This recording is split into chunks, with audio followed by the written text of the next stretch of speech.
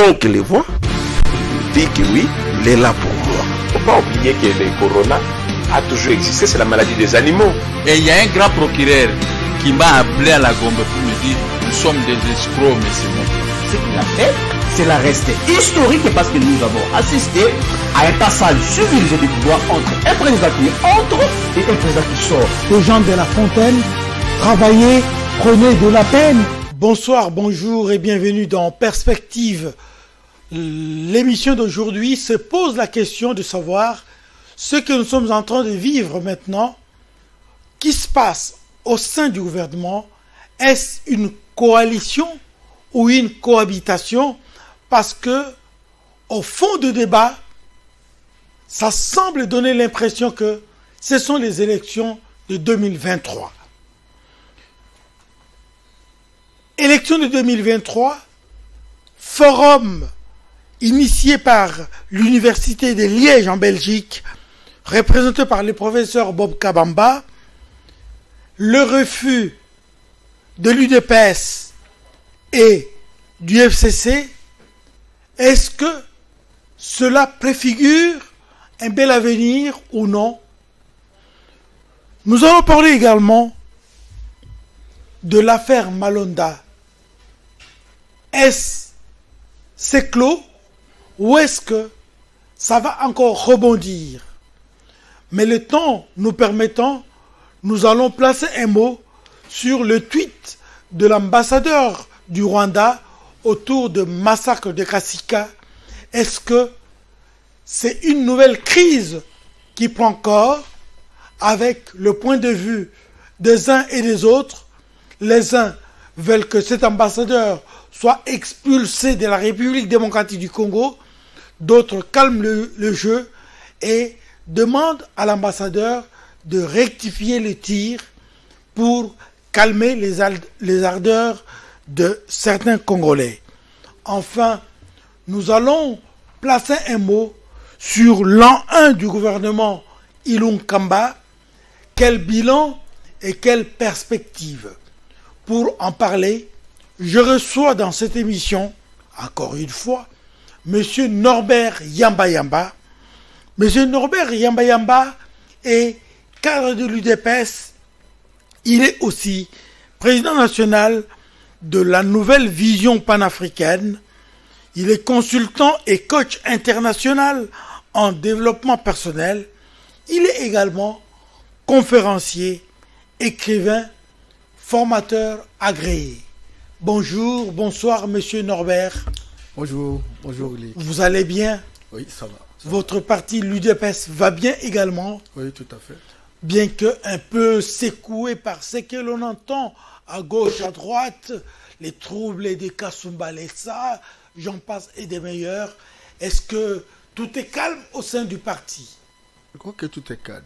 Vous avez suivi le secrétaire général du parti dire que tout ce qu'on attend ne relève pas véritablement d'une décision quelconque ou d'une prise de parti quelconque par l'UDPS et qui demandait à ce que la justice soit faite parce qu'il ne reconnaît pas un certain nombre de choses qui se disent autour de son parti.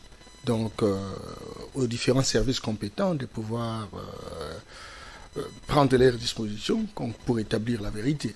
Donc, on se demande, mais comment aujourd'hui la haute hiérarchie du pays, du parti, peut prétendre que celui qui dit être président de l'UDPS, Kasumba Lessa, ne soit pas connu par le président?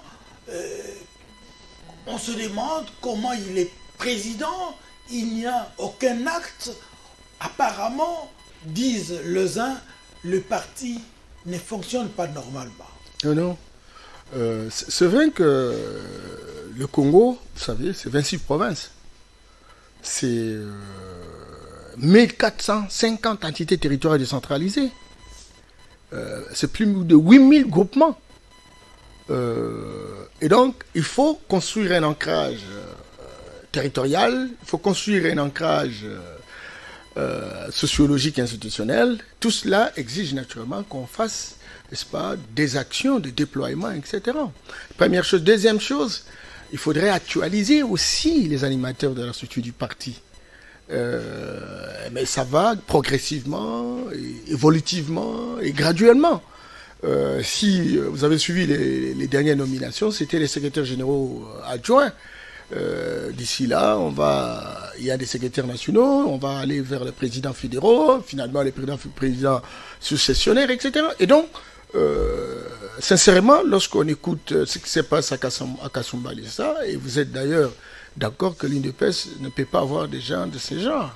Et donc, c'est vrai que dans l'actualisation, le parti prendra des responsabilités qu'on pour affecter des hommes et des femmes qui soient capables de respecter l'image du parti et de faire le travail qu'on leur demande de faire. Et le travail qu'on demande aux animateurs du parti, c'est de construire un ancrage territorial, permettre que notre pays, notre parti trouve des racines dans les différents espaces, pas pour aller faire un contrôle quelconque.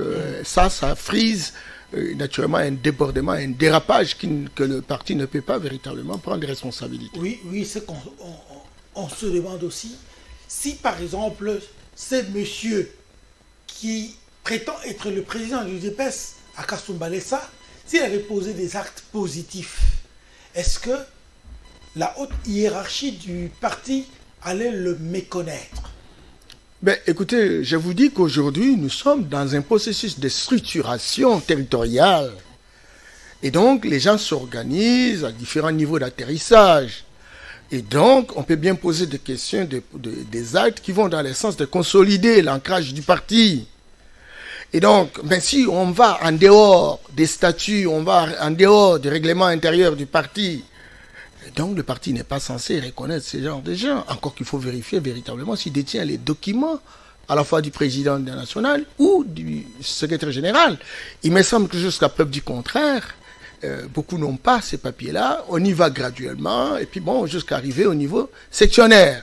Donc croyez-moi, sincèrement, si c'était une bonne action, encore qu'il faut vérifier, parce qu'il y a des gens aussi qui peuvent venir comme pour faire une complaisance en posant des actions, si positive soit-elle, tant mieux, on peut le reconnaître. Mais pour ça, en tout cas, on ne reconnaît pas non seulement la personne qui a posé, mais aussi l'acte qui a été posé, parce que ce n'est pas en concordance avec la vision et la philosophie de l'UDPS. Tout simplement, le parti devra savoir comment gérer les actes des uns et des autres. Mais passons. Monsieur Norbert Yamba, ce qui se passe aujourd'hui au sein du gouvernement, est-ce que il s'agit, selon tout le bon sens, d'une coalition ou d'une cohabitation? Parce que l'opinion reste un peu perplexe par rapport aux déclarations des uns et des autres, par rapport aux guéguerres qui s'engendrent du fait que l'FCC fait ceci, le cash fait cela, ainsi de suite, ainsi de suite. Est-ce qu'il s'agit d'une coalition? Est-ce une vraie coalition? Ou il s'agit en réalité d'une cohabitation? Les cash s'étant vus élus président, n'ayant pas de choix à accepter de cohabiter, si vous voulez, de coaliser avec le FCC. Merci Luc. Vous savez, la structure institutionnelle, quelle que soit sa configuration, répond à une chose, la performance de l'État. Et la performance de l'État se traduit par la desserte de services de qualité à la population. Donc, que ce soit dans un système de cohabitation ou de coalition, certainement que ceux qui sont censés être des acteurs de ces deux systèmes ne travaillent pas en dehors des intérêts de notre peuple. Même si on était dans une cohabitation où les prérogatives sont reconnues, n'est-ce pas, au parti majoritaire et le président de la République règne d'une manière ou d'une autre. Voilà. Même dans ces cas précis, il existe ce qu'on appelle des concertations et que ce soit le président de la République qui n'a pas la majorité, que ce soit ceux qui ont la majorité, tous voient les intérêts de leur peuple. Moutandis pour la coalition qui devient le cas de figure aujourd'hui. Et vous savez que nous avons eu, autour des élections de 2018, c'est pas un président de la République élu, mais qui n'a pas la majorité parlementaire. Et nous avons l'ancien régime, finalement, contre toute attente, finalement, qui visiblement s'est retrouvé avec une majorité. Bon, peu importe la qualité, quoi qu'il en soit. Mais écoutez, c'est cette majorité qui est reconnue. Alors, le président de la République, c'est un opposant qui a fait trentaine d'années et qui a promis et qui a suscité l'espérance de tout un peuple. Qu'est-ce qu'il devrait faire? Parce que tous nous sommes Congolais. Le parti FCC, c'est dans l'idéologie de base, n'est-ce pas, du PPRD, qui relève de la social-démocratie. De la même manière que l'UDPS. Donc il n'y a pas de clivage politique ou idéologique. Alors, on fait comment? Soyons ensemble, engageons-nous à résoudre les problèmes de la population. Peu importe votre responsabilité d'attente, mais la conversion est impossible. Lorsque on a quelqu'un qui a une torche et qui peut éclairer l'avenir. Et c'est ça, justement, les motivations qui ont permis, naturellement, qu'on puisse véritablement être en coalition. Mais maintenant, certes, les actes des uns des autres, pour s'être regardés comme des chiens et chats pendant plusieurs années, il y a ce qu'on appelle des douleurs d'affrontement. Parce que nous sommes dans un processus de délocalisation, nous sommes dans un processus de déménagement d'un système vers un autre système. Et les gens qui ont été habitués avec un système où on peut facilement poser des actes incontrôlés, où la justice peut-être n'existait pas, où toutes les institutions de la République sont robotisées, où il y a instrumentalisation des acteurs politiques, y compris des acteurs sociaux, etc. Et donc, aller dans le sens de quitter ce système-là vers un autre système qui met la primauté à la loi, n'est-ce pas, qui voudrait construire les équilibres et la justice distributive, qui voudrait restaurer, n'est-ce pas, la justice indépendante dans notre pays. Et tout cela, faisant commun, montre très clairement que ça provoque quand même certains effets dans les comportements des uns des autres. Et la tendance générale de ce qui était dans un système ancien, c'est de reproduire le même réflexe. Mais à un moment donné, ça va se calmer, la tempête va s'arrêter et on va aller dans la même direction parce que nous avons un leader qui a la capacité de persuasion, mais qui est très tenace par rapport au comportement des uns des autres et aussi à la préoccupation de lutter contre la pauvreté de notre peuple. Alors, est-ce que, M. Yamba, le problème, ce n'est pas parce que nous sommes dans une forme, on dirait, d'hybride. Le fait que l'on soit en coalition ou en cohabitation et l'on mène l'opposition dans cette coalition, est-ce que ce n'est pas ce qui justifie que la machine du pays soit bloquée de l'intérieur? Est-ce que ce n'est pas ça le vrai problème aujourd'hui quand on voit le cash à la présidence, FCC au gouvernement, et que entre les deux, apparemment, le courant ne passe pas comme il se doit? Est-ce que ce n'est pas ça le vrai problème? Vous savez, Luc, je suis tout petit peu inquiet quand vous tenez une thèse très radicale pour dire que la machine est bloquée. Je ne pense pas que la machine soit bloquée. Sinon, on resterait à l'état initial d'animalité zéro. Il y a des actes au fil du temps qui se posent. Et nous sommes en train véritablement d'avancer pas à la vitesse souhaitée, ça c'est évident. Et je dis que c'est un problème de conformité, de réflexe ancien vers des réflexes nouveaux. Et ce n'est pas un blocage, ça. Et on est en train d'y aller. Le temps que les gens se convertissent et qu'ils s'accommodent naturellement avec le nouveau système. Est-ce que ce n'est pas plus le fait qu'on veut que l'autre échoue pour que moi, soit je revienne, soit je conserve le pouvoir? Mais tout ça, ce sont des douleurs liées à l'enfantement d'un nouveau système qui amène la peur, qui amène les inquiétudes, qui amène le stress, qui amène la frustration au regard des ambitions qui se réfèrent naturellement de la situation ancienne. C'est cela. Donc, vous n'avez pas tellement tort lorsque vous croyez que les uns et les autres ont des ambitions, les uns et les autres veulent réaliser véritablement ces ambitions, etc. Mais, croyez-moi, nous sommes en train d'aller, nous avons fait l'alternance. Et alors, qui dit alternance, c'est le changement d'un projet vers un autre projet. Et tout cela, ce sont des douleurs connexes liées au processus. Mais lorsque on a un chef qui a le cœur dans l'ouvrage, qui a une capacité de gestion de ses émotions, qui a de l'intelligence émotionnelle, mais qui sait écouter l'interlocuteur, qui sait comprendre ses préoccupations, qui sait comprendre qu'effectivement il n'y aurait pas d'autres réflexes, si ce n'est que les réflexes que nous sommes en train de voir, et qui fait des anticipations pour construire une nouvelle dynamique. Et donc, moi je crois que d'ici 2023, les choses peuvent suffisamment changer et avancer. Est-ce que vous n'avez pas l'impression que pendant cette mandature, on aura passé plus de temps à pouvoir chercher où se positionner plutôt qu'à mener des actions en faveur des attentes populaires, des attentes de la population qui, finalement,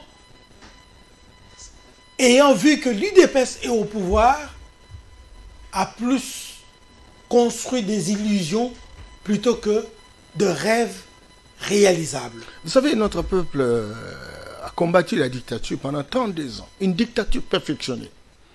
Notre peuple s'est bâti, vents et marées, contre une gestion récente qui n'est pas loin de la gestion antérieure. Notre peuple est aujourd'hui professeur des tenants et les aboutissants des comportements des acteurs politiques. Il connaît ceux qui sont à la base de tel ou tel résultat. Il sait bien y analyser, il sait bien comprendre. Ce qui est vrai, c'est que, comme je vous avais dit, chacun a un agenda stratégique, chacun veut matérialiser son agenda, mais croit que la population est toujours dans la résignation ou dans la naïveté. Tel n'est pas le cas. Et donc, vous aimez bien l'expression que un îlot de bonheur dans un océan de misère. Tout à fait. Est-ce que vous n'avez pas l'impression que le pouvoir présidentiel qui est entre les mains de l'UDPS, du cash, le pouvoir gouvernemental entre les mains du PPRD, FCC, ces deux pouvoirs ne tiennent pas le même langage.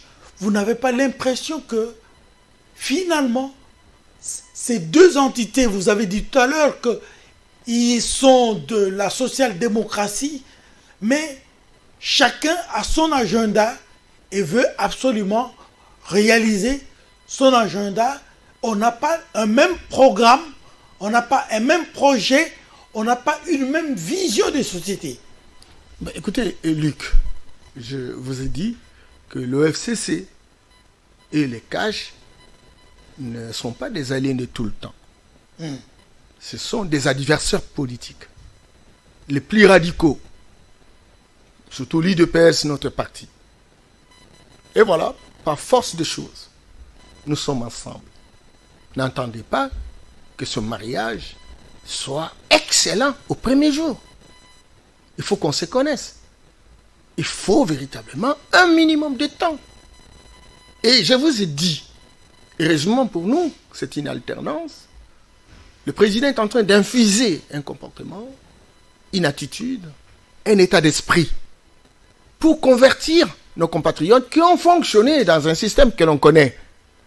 Et donc, sincèrement, il faut être de bonne foi. Vous voulez demander à ces gens-là, en une année, de tout changer, pour tout chambouler? Il vous faut combien de temps?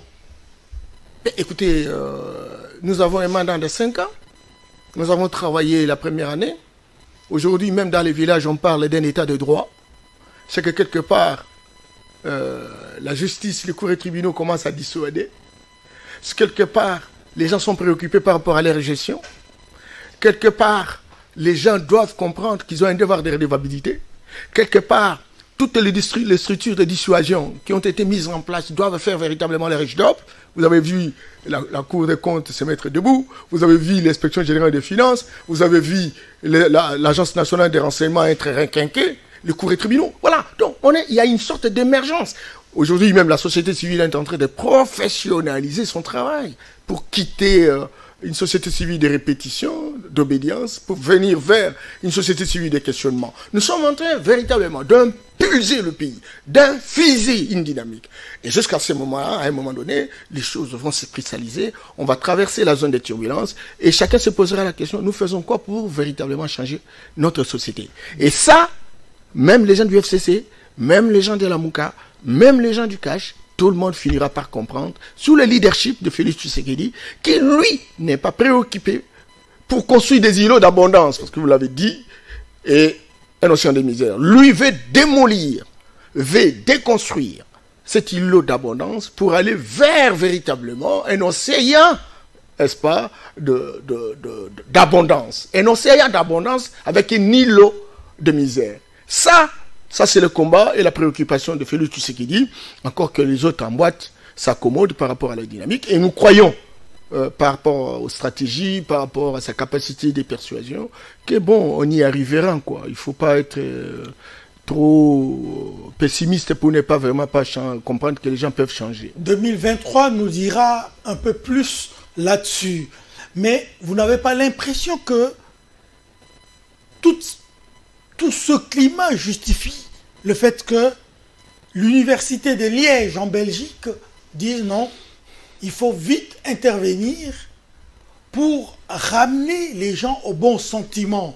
D'où les forums initiés par cette université, représentés par le professeur Bob Kabamba, mais l'UDPS refuse de participer, le FCC, le PPRD refuse de participer.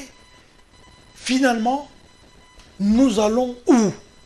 On a arrêté les travaux.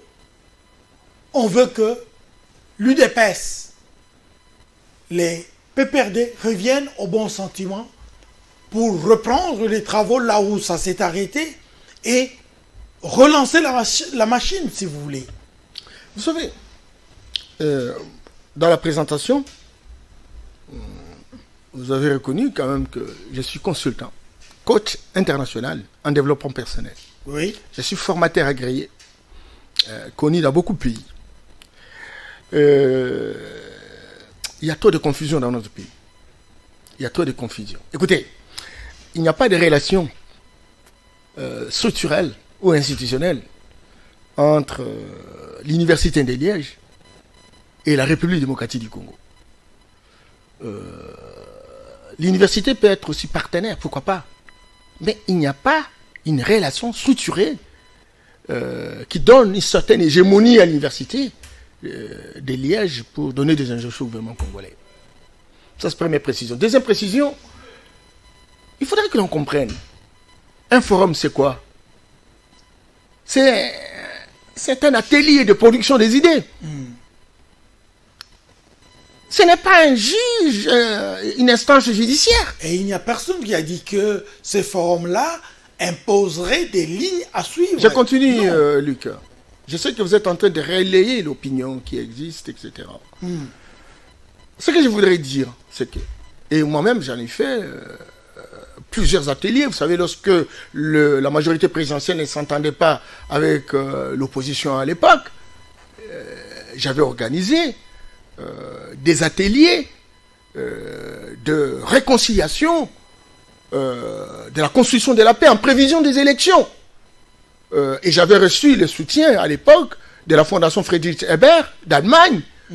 J'ai appelé les gens du PPRD, j'ai appelé les gens de l'INC, j'ai appelé les gens de l'IDPS, j'ai appelé. Et on était là pour réfléchir. Pourquoi on réfléchit? Parce qu'il y a un problème.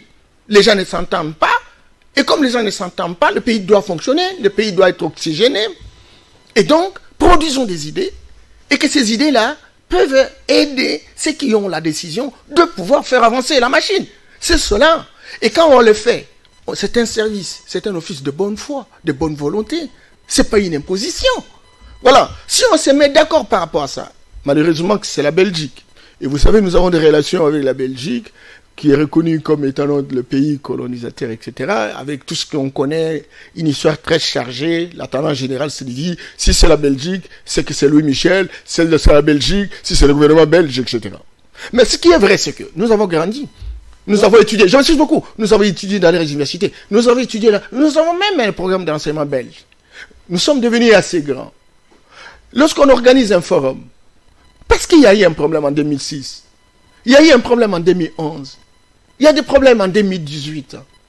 On peut dire, écoutez, peu importe la personne qui organise, mais ce sont des Congolais qui sont des participants. Mais écoutez, venez réfléchir. Aujourd'hui, il y a un président de la CENI qui a été choisi, entériné même par l'Assemblée nationale, contesté par la population. Aujourd'hui, jusqu'à preuve du contraire, il n'est pas installé. Entre-temps, on a acquis beaucoup de choses à l'ancien président de la CENI. On a acquis beaucoup de choses au niveau des dispositions qui régentaient la CENI. Et les gens en parlent. Ils en parlent. Mais il y a quelqu'un qui vous offre un cadre pour lequel vous pouvez réfléchir. Est-ce que la réflexion est une imposition?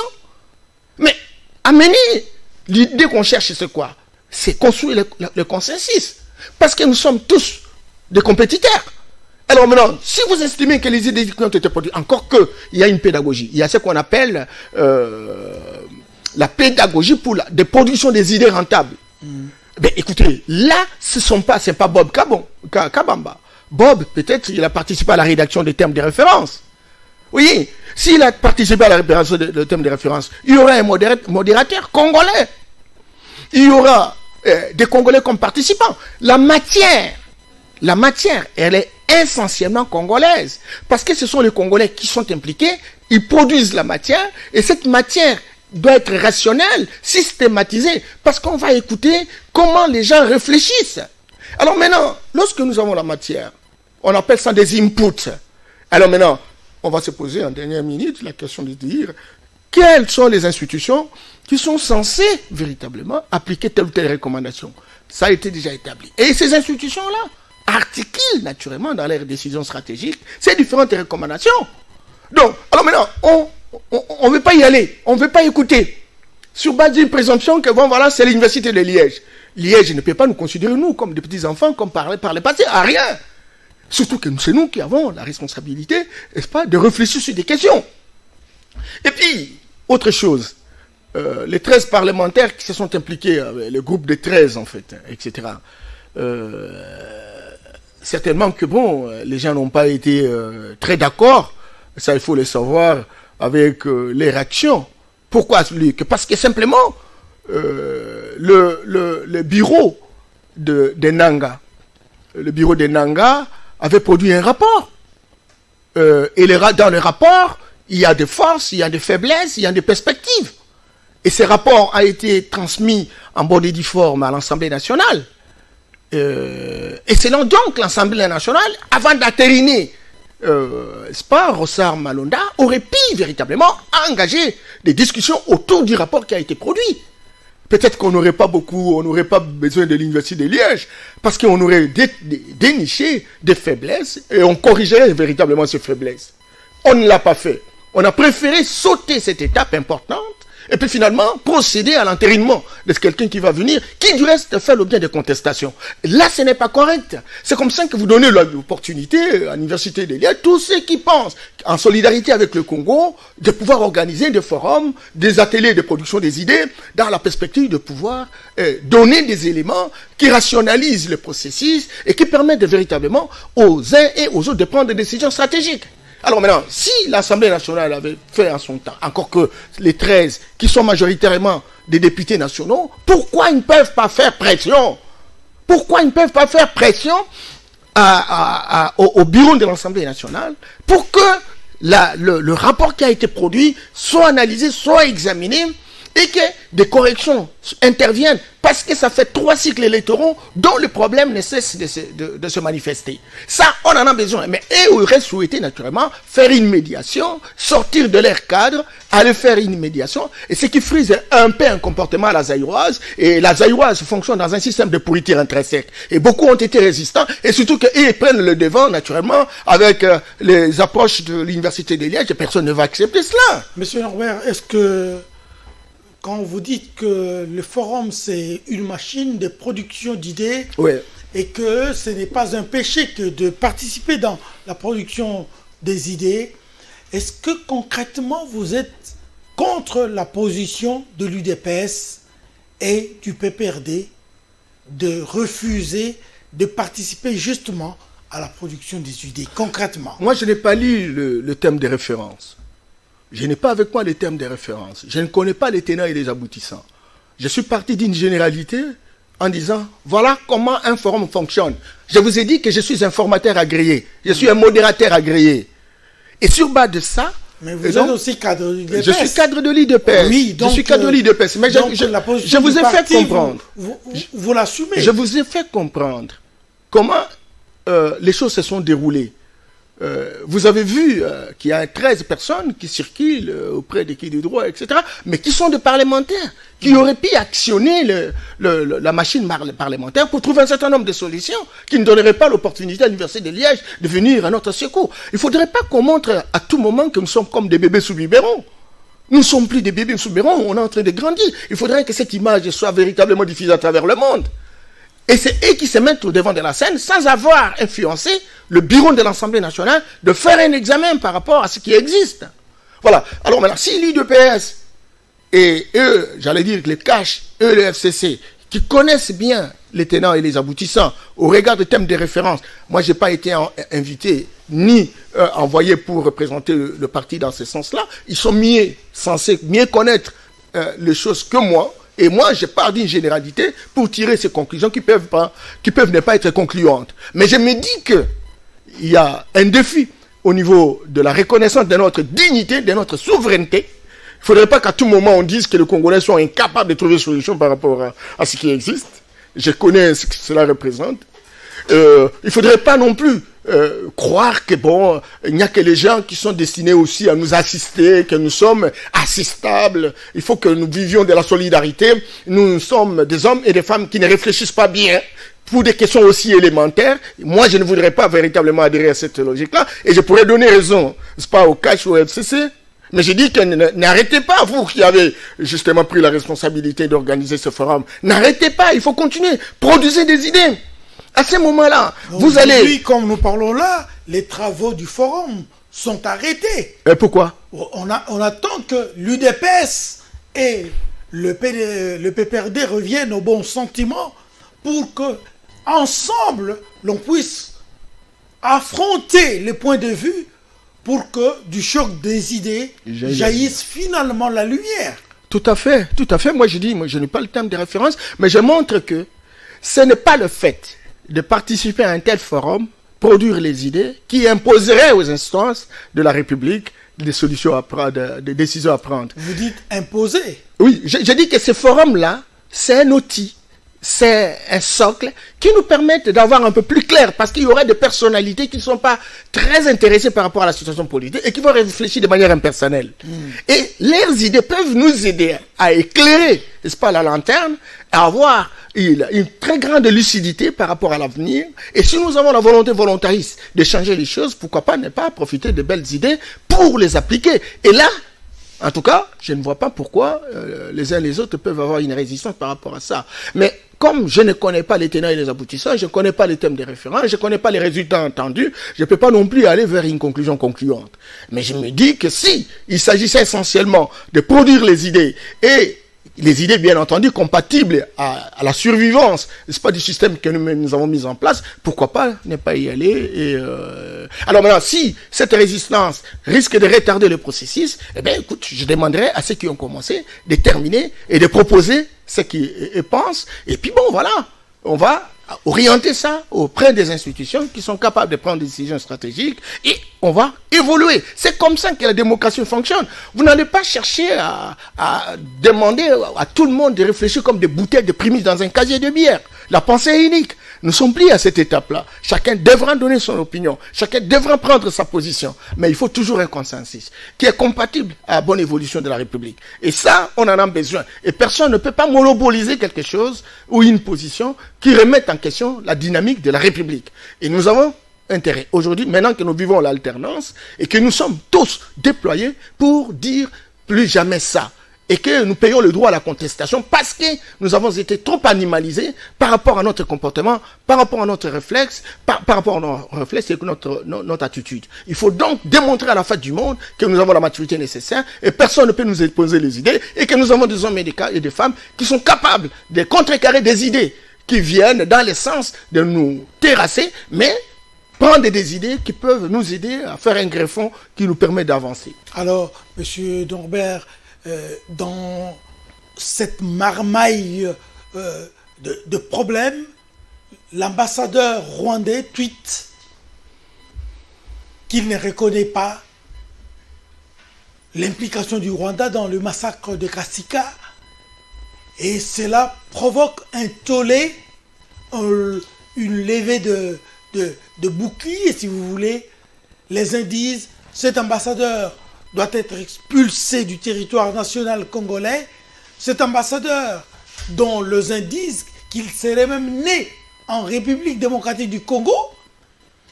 Alors, est-ce que vous, en tant que cadre de l'UDPS, mais aussi en tant que coach, formateur en développement personnel, vous pensez que ce qui vient d'être dit, qui agite la classe politique, risque d'envenimer les relations entre la République démocratique du Congo et le Rwanda, tant qu'on sait que ce n'est pas déjà au très bon fixe, c'est léger, c'est vulnérable.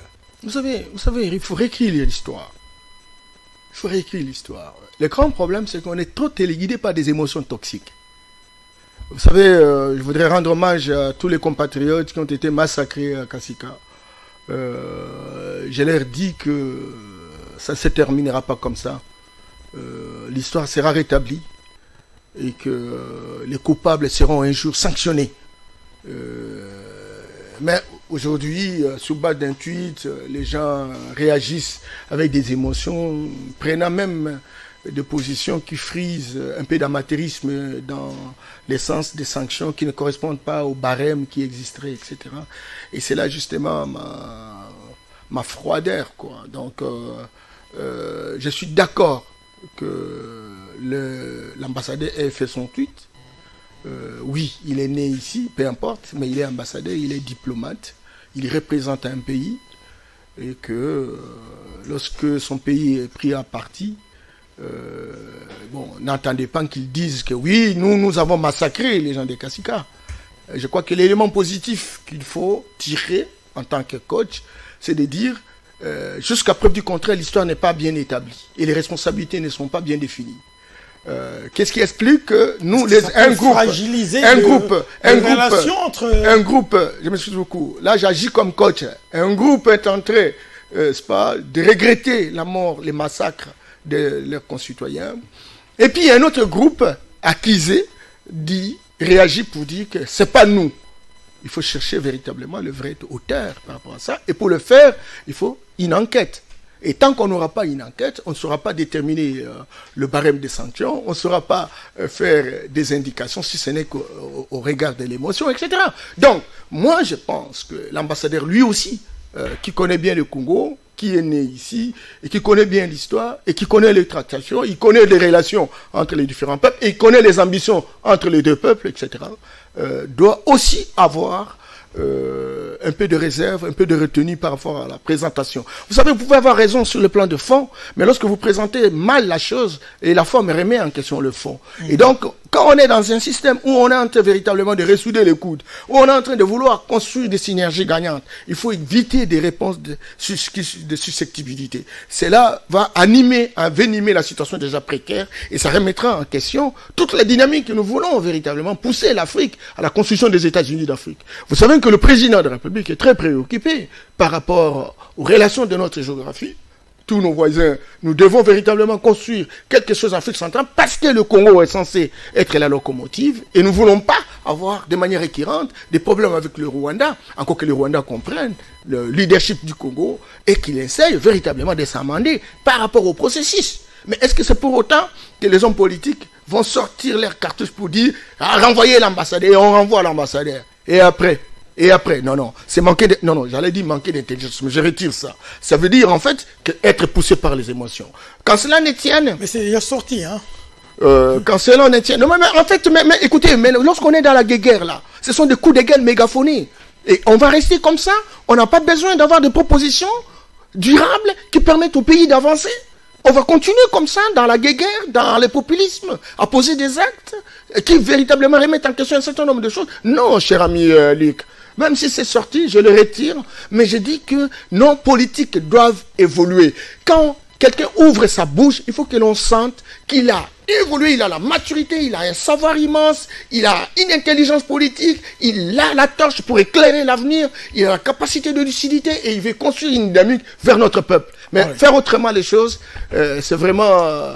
n'est pas se faire véritablement de bons politiciens, quoi. En 2 mots, les gouvernements Ilunkamba totalisent 1 an d'existence depuis sa mise sur pied. Vous avez l'impression que ce gouvernement a répondu un tant soit peu aux attentes des Congolaises et Congolais, ou est-ce qu'il y a encore beaucoup à faire? Qu'est-ce qu'il faut faire et quelles sont les perspectives? Cher Luc, vous m'avez dit des mots. Ce que je sais, c'est que le gouvernement Ilunkamba, qui a été installé, je crois, en juillet. 26. En juillet, non? Oui. Bon. En août. En août, etc. Et là, et ça va faire, ça fait déjà 1 année. Bon, alors, écoutez, on n'apprécie pas un gouvernement sur base des déclarations. On apprécie un gouvernement sur base de son programme. Et dans son programme, il a retenu 15 piliers.